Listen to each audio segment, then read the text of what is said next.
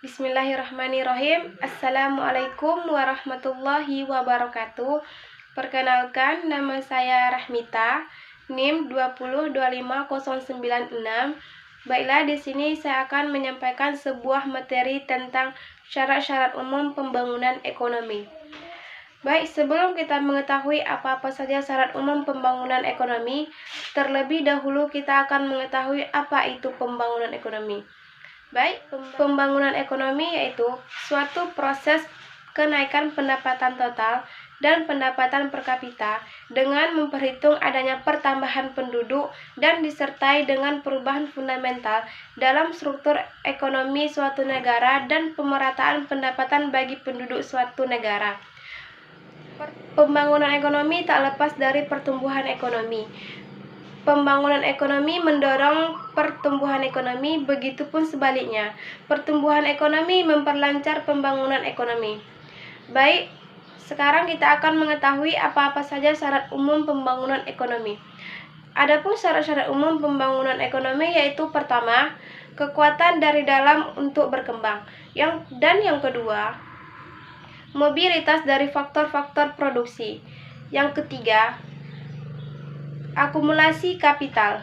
Dan yang keempat, kriteria dan investasi sesuai dengan kebutuhan. Yang kelima, penyerapan kapital dan stabilitas. Dan yang keenam, yang terakhir yaitu nilai dari lembaga-lembaga yang ada. Di sini terdapat 3 elemen penting yang berkaitan dengan pembangunan ekonomi, yaitu berupa yang pertama yaitu pembangunan sebagai suatu proses. Pembangunan sebagai suatu proses di sini dapat diartikan bahwa pembangunan merupakan suatu tahap yang harus dijalani oleh setiap masyarakat dan bangsa. Sebagai contohnya, manusia mulai lahir tidak langsung dewasa. Mereka membutuhkan tahapan-tahapan untuk menjadi dewasa. Demikian pula, suatu bangsa harus melalui tahapan-tahapan perkembangan untuk menuju negara yang adil, makmur, dan sejahtera. Dan yang kedua yaitu pembangunan sebagai suatu usaha untuk meningkatkan pendapatan per kapita.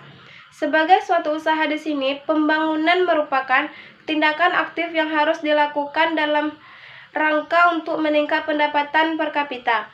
Hal ini dilakukan karena kenaikan pendapatan per kapita mencerminkan perbaikan terhadap kesejahteraan masyarakat. Dan yang ketiga, yang terakhir yaitu peningkatan pendapatan per kapita harus berlangsung dalam jangka panjang. Suatu perekonomian dapat dinyatakan dalam keadaan berkembang apabila pendapatan per kapitanya dalam jangka panjang cenderung meningkat. Hal ini tidak berarti bahwa pendapatan per kapita dari tahun ke tahun terus meningkat. Misalnya, di suatu negara terjadi bencana alam atau kekacauan politik, maka mengakibatkan jumlah perekonomian dari negara tersebut mengalami kemunduran. Tetapi kekacauan tersebut hanyalah bersifat sementara.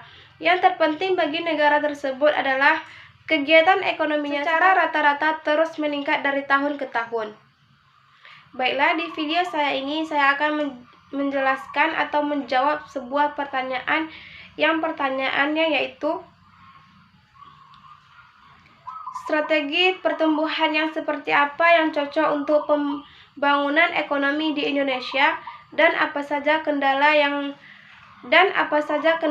ada dalam menjalani strategi tersebut? Baik, jawabannya yaitu yang pertama yaitu strategi pembangunan dengan pemerataan, di mana letaknya peningkatan pembangunan melalui teknik sosial seperti halnya melalui penyusunan perencanaan induk dan paket program terpadu. Dan yang kedua yaitu strategi ketergantungan, di mana kemiskinan di Indonesia disebabkan karena adanya ketergantungan dari pihak masyarakat luar. Dan yang ketiga, yang terakhir yaitu strategi pendekatan kebutuhan pokok, di mana menanggulangi kemiskinan secara massal.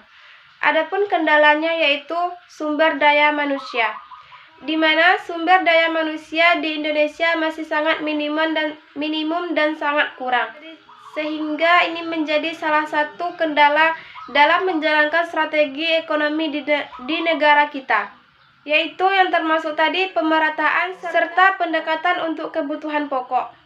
Maka dalam hal ini diperlukan sumber daya manusia yang maksimum agar pertumbuhan ekonomi di Indonesia semakin baik dan lancar. Agar pertumbuhan ekonomi di Indonesia berjalan dengan baik. Demikian yang dapat saya sampaikan, lebih dan kurang saya mohon maaf. Wabillahi taufik wal hidayah. Wassalamualaikum warahmatullahi wabarakatuh.